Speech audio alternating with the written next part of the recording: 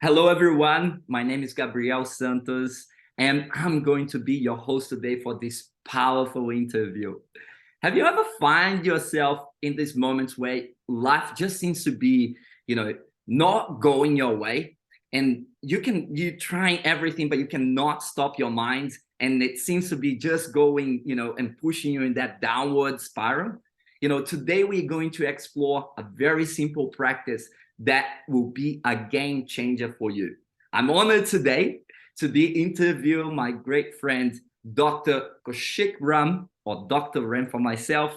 And he will be exploring with us today, the benefits of heart coherence.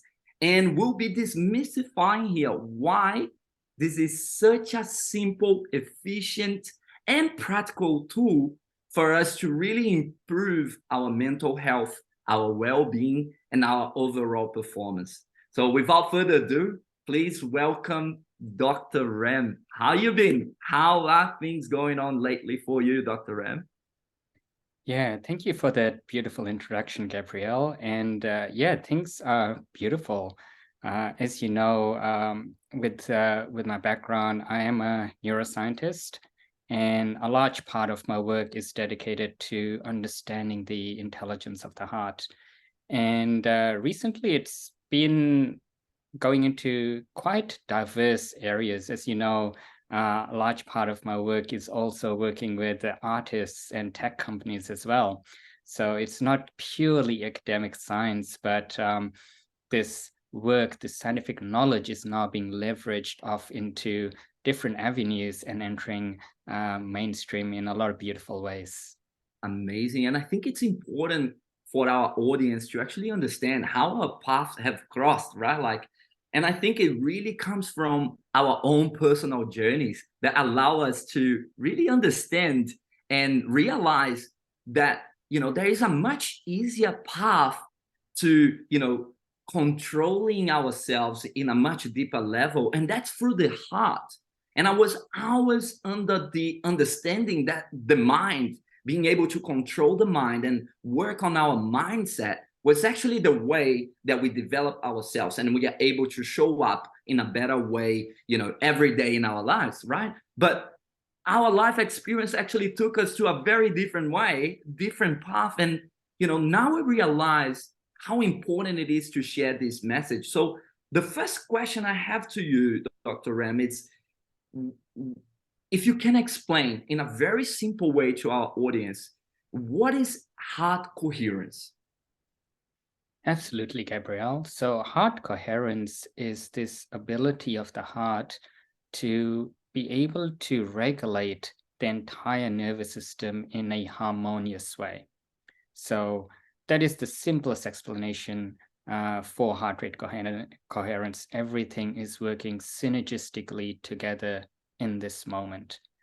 And behaviorally, physiologically, that's also true. So if we look at just the physiological side, our heart rate is smooth and rhythmic rather than erratic. That also means our metabolic functions are working harmoniously with this moment. And it's not something that is steady all the time. For example, if something changes in our environment, our ability to respond rapidly in that moment is also part of coherence. If our heart rate is not in coherence, we find that we might be very jittery, and if there's changes in the environment, we're not able to respond to that change effectively. But if we are in this calm, relaxed state, and something happens in our environment, we can immediately spring into action. And because we have heart rate coherence, we're able to decelerate back and calm down just as quickly. So that is the physiological response, and behaviorally that translates as well. So you find that in interpersonal communication, language, all the ways in that we tend to communicate is much more smooth, much more clean, much more succinct, because there is brain-body coherence. There's an alignment between what we think, say, and do in our brain, body, and behavior. So overall, coherence is basically the state where the heart is responsive to this moment. And that's such a beautiful way that you were able to actually put together the physiological response, right? And a little bit of the nervous system and how that translates into our behaviors. In the end of the day, that's really what we want to change, right? How we are behaving, how we are responding to the situations around us rather than reacting and having, that stress response. My understanding is that you are actually a neuroscience, right? Like your study is all about the brain. I want to understand how you made that, from the brain all that way back to the heart, because that's very unusual, right? Like we talk about neuroscientists, the main thing we think about is the brain and nervous system. But your journey has actually led you to the heart. And I want you to speak a little bit about how that was that transition, right? Because right now you are a very big ambassador for heart regulation, right? Like how we can actually really improve our stress response on the go through the heart. So I want you to explain to us, how did that actually happen? Yeah, that's a really beautiful question and something that I truly resonate in talking about because it is a large part of my journey. Just like everyone else, I didn't have the ideal upbringing. No one in this world has that. And so we developed different coping mechanisms to find our way through this modern world. And for me, I was very much, I guess, hyperactive, always running around and in a very almost agitated state running through life. And that was in my teenage years. And when I first understood the idea of observing the mind, I found, through spiritual scriptures that when you observe the mind, you're aware of your thoughts. And that was for the first time at, I think, the age of 19. I was like, wow, I'm not my thoughts. I can observe my thoughts. And this idea of not reacting to your thoughts, but responding to it. So if a thought happens, to then observe it, appraise it, and then respond to it. But in reality, that's not how things happened. In reality, there was another factor that played, and that was emotion. And when emotion is involved, doesn't matter how well you understand the science, doesn't matter how well you understand the theories of how the brain works or how much meditation you do, when there's emotion, it overrides those processes. So that was the bridge that I was trying to connect, which was, how can you stay in this calm and relaxed state and respond rather than to react? And didn't matter how much I understood about the brain, I couldn't find answers there. So then came an understanding about the subconscious. And that was the beginning of the understanding that the two hemispheres of the brain is a very recent occurrence. In evolutionary history, this is very new. And consciousness is very new as well. And so thinking itself is actually a luxury that we as primates have. For majority of the animal kingdom, they survive, they breed, they reproduce. Thinking is not even involved in the equation. Sure, there might be problem solving, but you don't see, a parrot, like it might be verbalizing things, but it doesn't think things through. It's not self-aware of itself, right? Exactly. So for us, this new luxury also created problems because the mind likes to chew on things, and what it chews on is thoughts. And oftentimes we find that thoughts can create marvelous things. And when it doesn't happen, we feel disappointed. Or thoughts can go the other way around it. it's like nothing's working. It creates the worst case scenario. And then because that worst case scenario becomes a self-fulfilling prophecy, we go, aha, I knew that was going to happen. I knew this is, like bad luck or whatever. So this idea of the mind always fabricating things and then being disappointed was something that I was experiencing myself. And I needed to get to the bottom of that. So understanding the subconscious meant that from the cerebral hemispheres, my research went subcortical, which was the limbic system. And I found something really interesting, which most psychiatrists and psychologists don't talk about, which is they call this limbic part of the brain reptilian or ancient or primitive. But in fact, there was something else that I learned that made the understanding of the limbic system far more sophisticated, far more powerful even than the cerebral cortex. So part of that was understanding flow. So flow has been a large part of my research, not from a neuroscience perspective, but from a movement perspective. And to be able to move elegantly, whether it be through dance, whether it be through tactical movement, whether it be through survival, whether it be connecting with your instincts. So having an experiential understanding of flow meant that I could understand the limbic part of the brain in a much deeper context, rather than what is taught in psychology and psychiatry, which is understanding the limbic system from one perspective alone, and that is fear.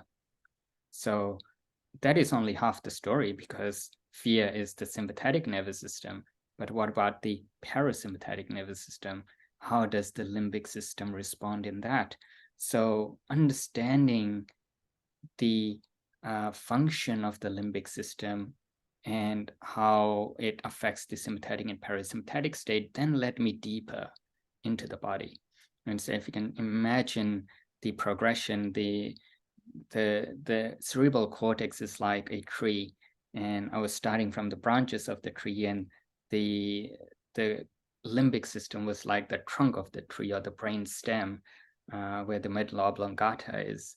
So from there, I was descending it deep into the root structure of this tree, which is now the nervous system. If you think about how the vagus nerve proliferates throughout our entire body, it is the exact replica of a root structure. And if you do not nurture the soils, we cannot expect the branches to flourish. So this was the key that I was moving towards. And the entire nervous system is regulated by one organ alone, and that is your heart. And so that is the journey that led me to this understanding of how our entire organ system is governed, because the heart itself is the first organ to develop in an embryo. And from that point on, it is, in my view, the central nervous system. We call our brain the central nervous system, but the central operating system of our entire body, from which all other processes are modulated, is the heart rather than the brain. I find this so fascinating that in this short amount of time, you were able to translate to us here your journey from that disconnection of the mind to how you came back to your body, and through your studies, through your experience, through your exploration of your own body through movement, you were able to realize that the actual main command, the conductor of our symphony, let's say our body, it's actually the heart. It's never been the brain itself, right? The mind, it's actually the heart. And I'm going to speak a little bit about my experience here, because this was the aha moment for me that really changed my entire life. My approach to life, which was very much like more knowledge, right? Like a very curious mind. So I was adding more knowledge to my brain, right? Like, so I'm smarter, I have more tools to work with. And when I realized that, the understanding of that primal brain, that we are only associating with, you know, that stress response of our body, and absolutely neglecting what happens when it's stimulated in, you know, in a great environment of safety, of care, you know, of being caring and all of that. It actually creates a whole different effect in our entire body, right? Like, and bringing that focus to the heart made total sense to me, and understanding even better how simple it is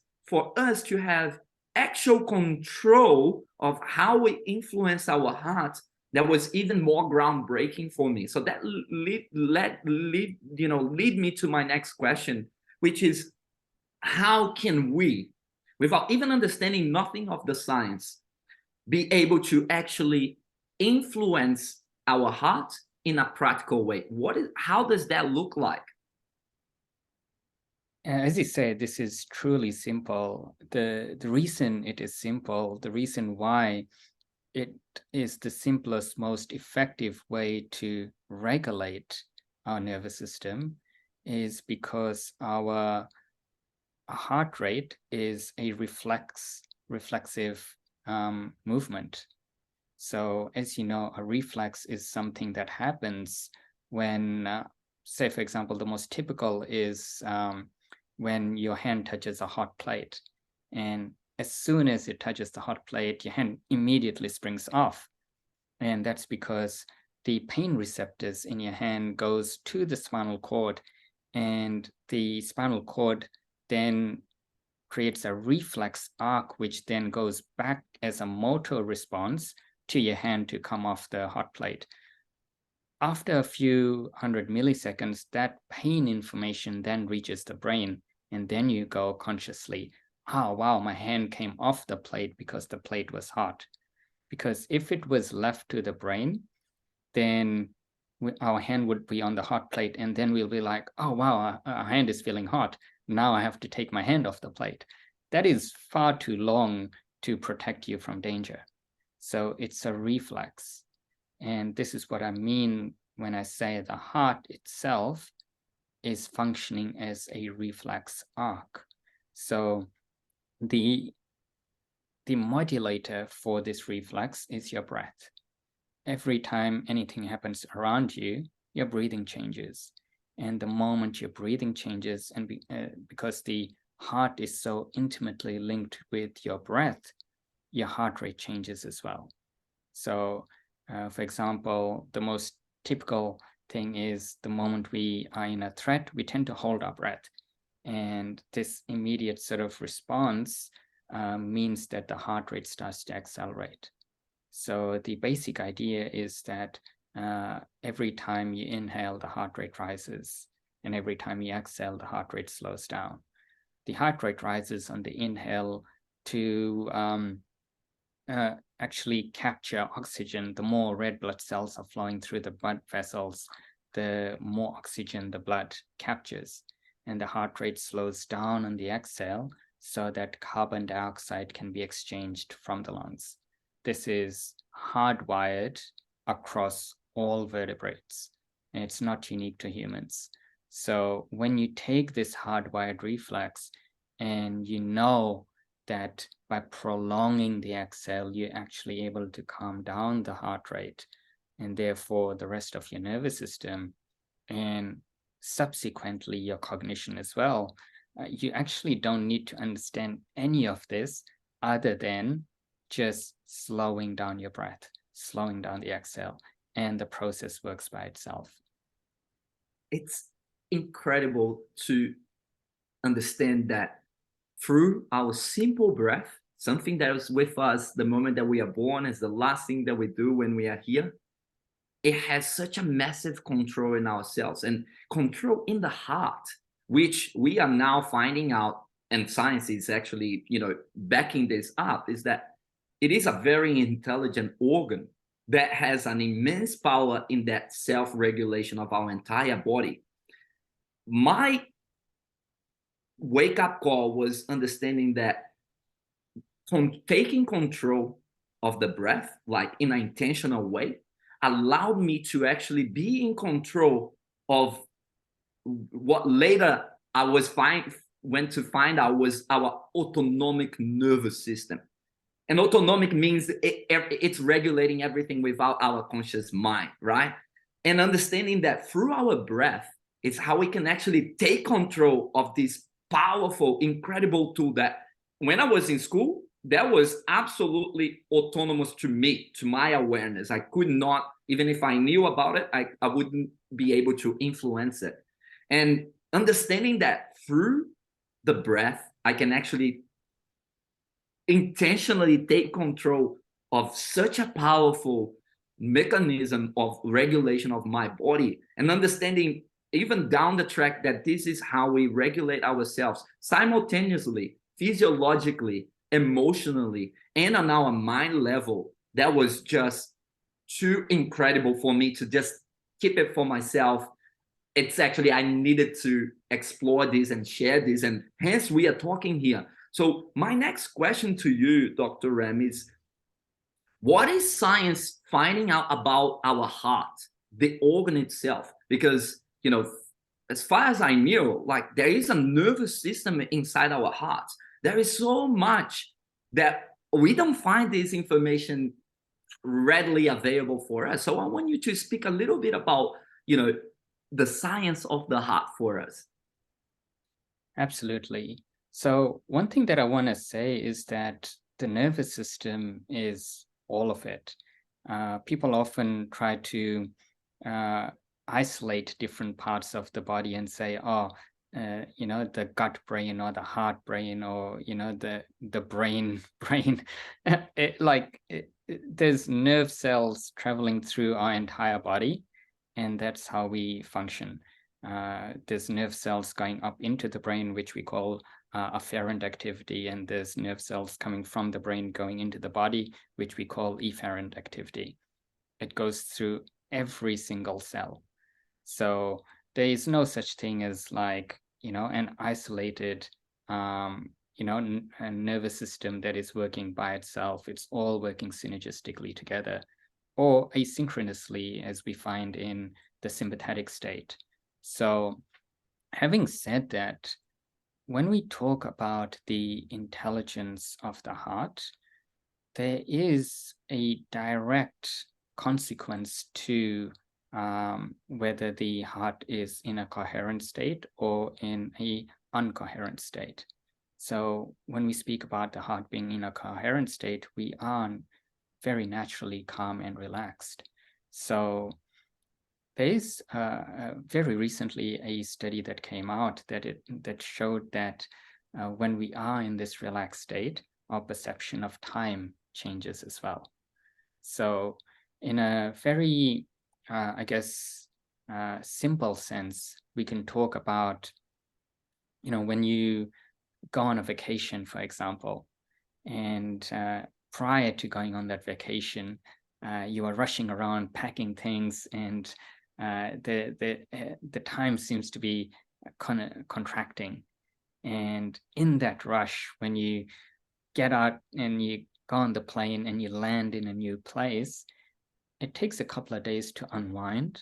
And then when you're there, you suddenly start to relax. And then you find that time has suddenly expanded. You have all this opportunity to smell the roses, pet a dog, speak to people without being in a rush. And then suddenly when you come back from the paradise, like time seems to speed up all over again. So that is something that people experience on vacations, but it also happens on a daily basis. When you are in a meeting, for example, and it's all, high adrenaline, high amounts of emotion, you find that everything is discussed, but there wasn't enough time. There wasn't enough time to cover everything or say what you needed to say. Take that same meeting, take those same problems, and be calm and relaxed. Now you have all the time in the world to speak directly and be heard. And that's the difference between, this rushed sympathetic state and the intelligence of the heart. Because when we come from this place, something else is operating. We might call it intuition. And intuition is this ability to recognize that sometimes we don't need to talk about everything to be understood. Sometimes, especially when I'm talking with patients, information may be understood in a very specific time. Say, for example, at a heightened state when everything is going wrong, and suddenly someone is about to completely give up. And in that tiny opportunity, that window of time, you say basically 2 words, and it hits. It really hits. And because people were already in that state of about to give up or surrender, they're able to take in what you say much more deeply than when they're usually coming to you. People don't really want help. They want their problems to be confirmed. And so they're only hearing what they want to hear. So this is the difference in those two cognitive modes: the intelligence of the heart, which speaks what needs to be spoken in that exact moment, and the intelligence of the mind, which has all this knowledge but does not know how to use it. Amazing. And it's impressive how heart coherence brings that alignment with the brain as well, that gives you that discernment to speak at the right time and to bring what is really valuable and what's meant to be said at that moment. And it's very subtle, right? Like, and what I want you to explore with me right now is how this translates into our stress response and how it can help us build resilience through stress. Because in the end of the day, we are all going, about our lives with the same issues that we face, right? With ups and downs, life is messy. And how can we maintain this level of, peace or I want to say presence, and be able to be in control of ourselves, even though the outside might be absolutely chaotic in our lives? How can we do that? Is that even possible? What is your take on this? Yeah, so how do we manage all of this stress? I believe that is the wrong question to ask. Amazing. Correct me. Because stress, like, out there is not manageable. And what people often think is that, oh, we cannot manage the outside, but we can manage within. That is also a mistake. It's called autonomic nervous system for a reason. We are not meant to be controlling our own autonomic functions. All we need to do is step aside and let the autonomy of the body take over. So people say, oh, I do breath work, or I deliberately focus on my breathing, or I do meditation. All these things are actually trying to control your own body. Let go. Like, it's so much easier if you simply step aside and allow the body to do what it wants to do naturally. And so when it comes to stress management, I would say train your body to relax under pressure. So this is the complete reversal of what is normally taught. For example, in meditation, you come into a peaceful environment with sense sticks and candlelights and, this romantic ideal setting, and you meditate and you go, oh, wow, that was beautiful.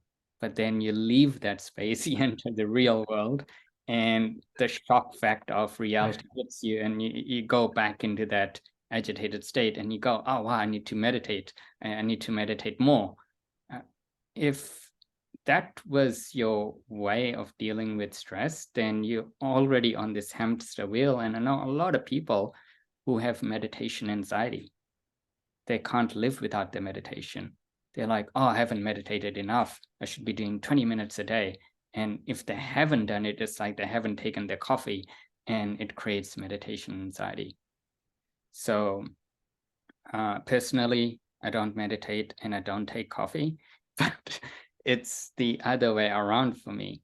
So it's this idea that our state is responsive to this moment. And it's not about being calm all the time. If the state requires excitement, we are able to go into that state and experience that excitement without being attached to that outcome. And then when the excitement is over, we can return back to a baseline state. And then we might be in an environment which requires sadness. For example, if someone listens to a very melancholic poem, and then that excited state, and then unable to receive that level of melancholy, which is actually quite beautiful when you actually let go of control and experience that. But if you're always excited, if you're always hyped up, you might not be able to connect with that level of beauty, because that can also be beautiful. So that's the power of being able to regulate autonomically, responsive to this moment. And so people ask me, how do you do that? What I teach is the complete reversal or inversion of the brain-body pathway. So when we are trying to control everything, it's on the mind, even if we're trying to control our own body. When we allow the autonomy of the body to work, it's the reversal of that brain-body connection, because we already know 85 to 90% of the information traveling in the vagus nerve is going up into the brain. And for people who don't know the vagus nerve is the 10th cranial nerve descending from the brainstem, and the dorsal side goes into the heart and lungs, the ventral side goes into the rest of the organ system. And this is the nerve that is governing all of our organ function and organ-generated information. So when you're able to modulate the heart, we're modulating all these organ systems, and we're able to respond directly to this moment, rather than some preconceived reality or some future possibility. So it is much more complicated when we are functioning from the mind, because it's creating disappointment, basically. But when we function from the heart, our physiology is different. We have more oxytocin in the system. And when we're dealing with stress, because we are relaxed, we are more open. And so for example, in a confronting scenario, there's more compassion, there's more connection, there's more openness. And those things are able to resolve matters much more beautifully than if we came from the perspective of the mind, which is logical, analytic, what is it for me, and all this sort of, ideologies that the mind likes to spend time in. And I think you really brought a very important point here, especially at your closing here, talking about the mind and the need to control. And the key distinction that I got from this section here, it was, you actually letting your body own autonomous response to actually regulate and take you to whatever range you need to experience in that moment, right? Without you wanting to try to control what is the range that you want to experience. Allow the range to be as, we are meant to be. But you also said that, let go, let go of control. That's the key. But how do you actually do that in a practical way? Because, you know what I mean? Like, how can you let go in an environment where, things are maybe very chaotic, very hard to deal with? What is the trick here? Yes, so how to let go. This is something that I teach, this part of, the proprietary information of the training nervous system program. So what I do is I use movement-based exercises to teach the autonomic nervous system. So when you have autonomic training, it allows the autonomic nervous system to manage your state moment to moment.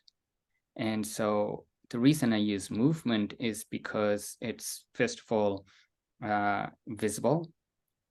There's a direct feedback. And if you do it improperly, you know you've done it improperly. So when we talk about psychology, I may think you have understood me, but in your mind, you might not have understood something, but I don't know that. But when we use movement, if your body is not relaxed, it's immediately obvious. So that's how the training happens. So what I use is fear conditioning and stress inoculation exercises. And these exercises basically first train you to move in a very relaxed way, in a very elegant way. And when your body recognizes that, it resets your baseline to that primary default. So once you have this new baseline of being calm and relaxed, then we start introducing stress. And we start with, minimally stressed movements, which the stress is so minimal that is inconsequential. The body doesn't even recognize it as stress. But because we progressively increase it, you reach a point where the stress is quite enormous, but because it was incremental in a non-consequential way, the body doesn't realize that it's coping with an enormous amount of stress. And this is where the reflex arc is, because when you are relaxing the nervous system to inconsequential stress, you're training this reflex arc. So when a large amount of stress is there, the reflex arc kicks in by itself, because that's what the autonomic nervous system does. And so that's how we train the body using progressive stress inoculation. It's beautiful that you use movement to explore that. But in a sense, isn't this what we are doing through our breath regulation when we are training coherence, heart coherence? Aren't we creating this environment where we are regulating our bodies? It's not through movements, not through dance, but it is through a voluntarily movement and reflex of our, pulmonary capacity, and moving the heart to bring into that also primal, autonomic, positioning of our nervous system. Let's put it that way.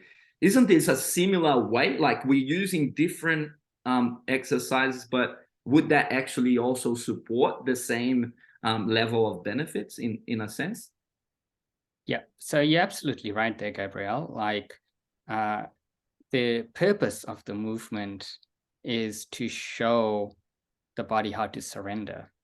When it does, the movement itself becomes obsolete, because the nervous system is now trained and the reflex arc is kicking in by itself, which is the breathing. Mm-hmm. So Mm-hmm.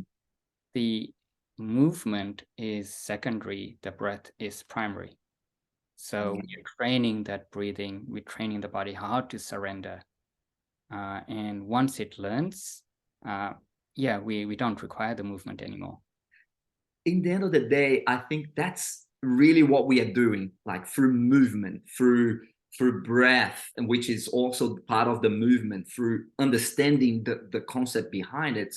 We are actually doing every day this training of our nervous system, and making it a familiar place, right? Because that's the importance of having that practice, and because you can actually become familiar with that place of ease, with that place of being relaxed, because that's actually our our birthright, to be in that state. Of course, we are meant to explore the range, but we have to come back to a place, and instead of a place of stress and high cortisol levels, we need to train our nervous system to become regulated into that more peaceful environment. Am I correct in that assessment?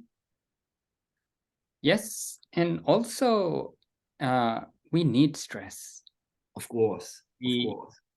for example, to increase bone density, we need stress. To build muscle, we need stress. To train the brain, we need stress. So that's why uh, stress is a, I guess, fundamental part of this training, because it's not about managing stress. It's about our autonomic nervous system being able to respond in an efficient way. Yeah.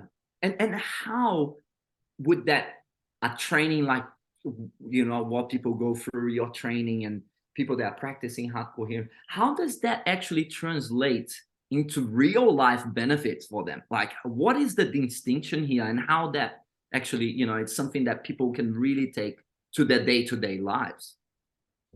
Yeah, that's perhaps the most beautiful thing about this practice. Uh, it's not a practice.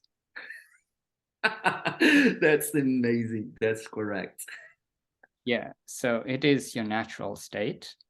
So once the nervous system is trained, you literally don't need to do anything from that point. The nervous system is able to respond moment to moment in any scenario. And so, uh, unlike, meditation practices or breath work or like other practices that are out there where you constantly have to go, oh, I have to do another ice bath, to regulate. Uh, why? We don't see this in the animal kingdom. You don't see, for example, when a gazelle is about to be chased by a lion, it says, hang on a second, I need to do my breathing exercises, I need to stretch, and when I'm ready, then you can start chasing me. Never happens in nature. It's like instant, and then if the gazelle escapes, it kind of shakes off the stress, shakes off the tension, and then it's ready to go. It goes back to rest and digest, and behaviorally it's now grazing. It's not worrying about the lion anymore.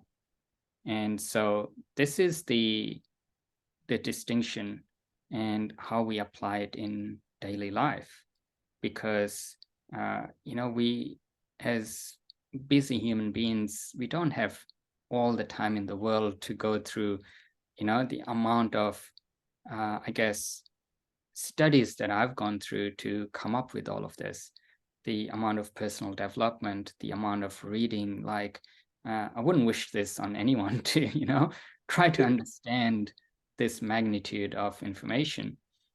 But when you embed it into their body, they don't need to understand, because what you're doing is eliciting someone's natural state. And then, you might see, for example, a father coming back home, and instead of having the weight of the world entering his house with him, he's functional at work, comes back home, and then he's empathetic, warm, and loving with his wife and kids. These are benefits that you can't really show in terms of these are the outcomes, but you feel.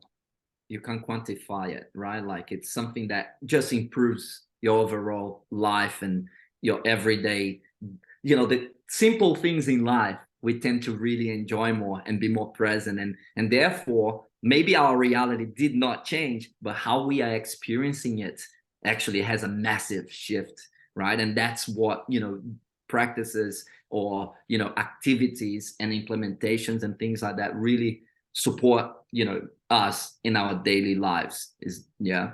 So I think to bring it a bit more to a close, I want you to share with our viewers some tips of what they can do to start building that relationship with the heart, build relationship with that our natural state. How can we do that?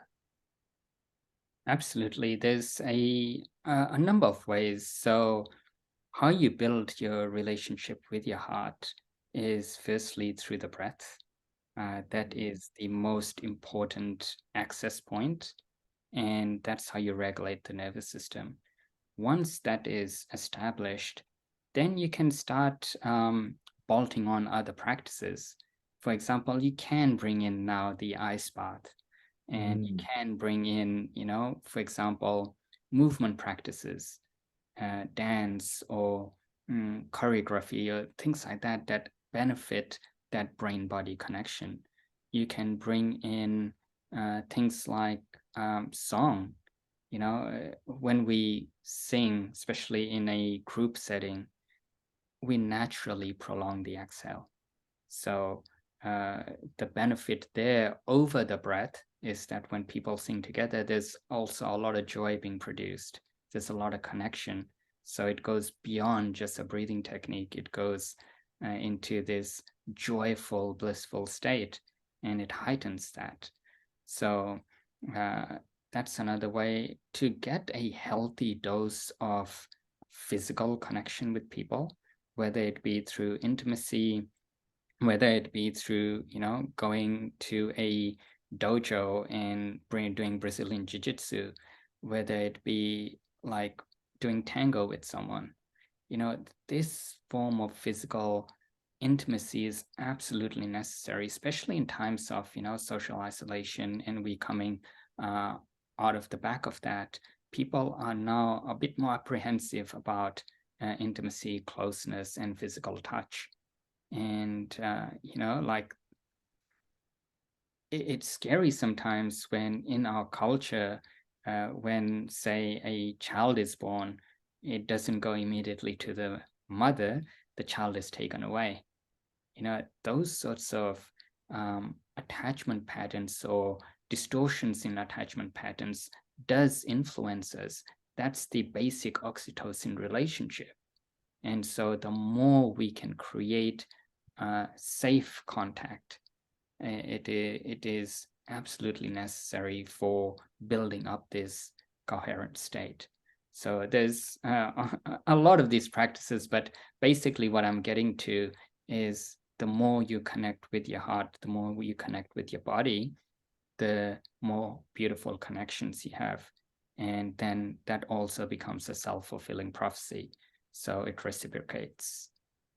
That's brilliant. That's amazing because you're able to articulate how maybe you starting through your breath, it cascade into many different things and many different connections in your life, right? The reason why I'm such a big believer of heart coherence, it's because we are actually cultivating this feeling and this sense through modulating our breath in a very simple pattern, right? Which is a simple thing. I've done so many different things that were super complex, many different levels of breath work. They all have their merits and they all valid in their own perspective. But I I like the sophistication of simplicity and like being able to have one key simple breath pattern that we do rhythmically and being able to start getting familiar with those things that you mentioned there that we are getting from connection with other people and intimacy with our partners, about the joy, that love, that compassion. Those are things that we are training first with us, because let's be honest, a lot of people are not familiar with those feelings anymore, with being present with joy. Like someone that is in depression, like how do we close the gap from that depression, from that anxiety, into that person feeling love, right, feeling joy? So I think being able to train that into our body voluntarily and intentionally, even though it's hard, I feel it's a muscle that we can practice. And eventually that will turn into all these beautiful things that will, cascade into our lives, those connections that will strengthen our communities and everything else. So I think what you said is brilliant. And that's something that a simple practice also translates into that. Do you want to, share anything else before we start bringing this baby home and say our goodbyes to our audience, or share what else you want to bring to us here today? I think What is you, a message that you want to leave to our audience right today? yeah. So the message is the simplest message you can actually share, which is listen to your heart. And for a lot of people, that is easier said than done, because maybe when they did listen to their heart, they got hurt. Maybe when they were listening to their heart, they found themselves in an uncomfortable position. Maybe when they did listen to their heart, it didn't work out, and this creates, I guess, residual pain, and people stop listening to their heart. Mm. So what I want to say here is that uh, listening to your heart is the only risk worth taking. It is what requires an absolute devotion, because this suffering that you have from listening to your heart is also your own salvation. And the more devotion you have towards your heart, the more you find that perhaps things that didn't work out were not meant to work out. Things that were painful were things that you simply were meant to let go. Things that were causing so much drama, and you were struggling to work it out, was perhaps never meant to be. And then you find the right things, the right connections. It is one of the most incredible things, because oftentimes when we say listen to your heart, it means saying no to things, rather than the pleasing nature of the mind, which is to say yes. And you might be saying no to so many things, and you find that, oh wow, like I'm so clear with what I want, that maybe 5 years down the line, maybe 10 years down the line, when you actually say yes, it is to the most incredible thing. And if you said yes all the way through, you might be caught up in mediocre, relationships, career, lifestyle. And that is not what the heart wants. So listening to your heart is a process of devotion. And devotion means commitment, whether it's going your way or whether it's not going your way. The devotion doesn't change. And in the end, it's the most beautiful thing, because love has never failed us.